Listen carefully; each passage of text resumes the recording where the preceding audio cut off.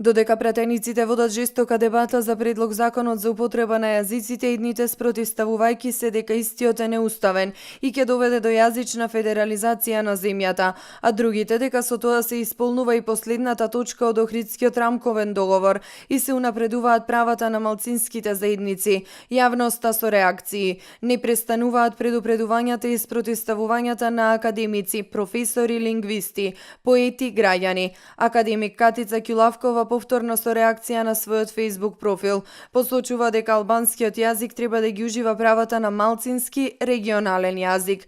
Според Охридскиот договор, македонскиот јазик останува официјален службен јазик на државата, а секој друг јазик говорен од најмалку 20% од населението се прогласува за официјален службен јазик, кој може да биде употребуван за лични документи, граѓански и кривични постапки, од општинските институции во комуникацијата меѓу граѓаните и централната влада. Албанските членови на парламентот можат исто така да го употребуваат албанскиот јазик во парламентот. Според Европската повелба за регионални или малцински јазици, регионален малцински јазик е дефиниран како традиционално говорен, употребуван на дадена територија од една држава, од страна на граѓани на таа држава кои формираат група бројно помала од остатокот на популацијата во таа држава и се разликува од официјалниот јазик, јазици на таа држава.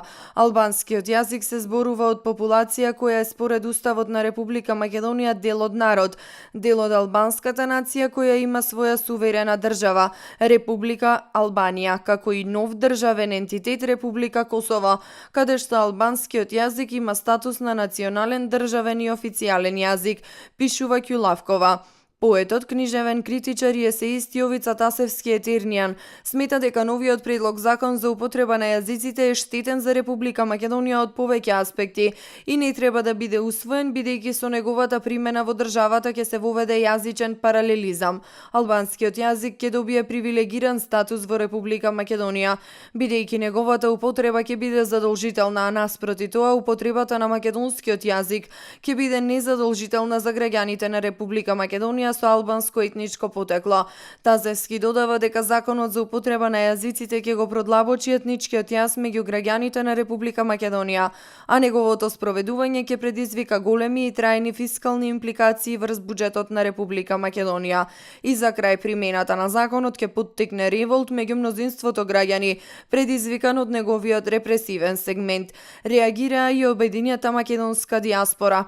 Во соопштението испратено до јавноста се вели: наместо да ги обединува луѓето во Македонија, овој закон служи единствено за понатамошна поделба на Македонија по етничка линија, што е сосема спротивно од тоа што македонскиот народ го посакува, целите на мирот на неговата влада со своите соседи и стабилноста во целиот регион. Наместо да се поделат во етнички енклави, македонците од сите средини треба да останат обединети под единствен службен јазик, македонскиот јазик. Повик до власта за повлекување на законот за јазици, а во спротивно иницијатива за референдум беше и ултиматумот кој од протестот во паркот Жена Борец во Скопје беше упатен од Светскиот македонски конгрес, Македонски манифест, Сдруженијето Природба, граѓанската иницијатива против законот за употреба на јазиците, предводена од отец Ивица Тодоров и Сдруженијето Тврдокорни. Тие ги повикаа партиите да внимаваат како ќе гласаат за законот за јазиците.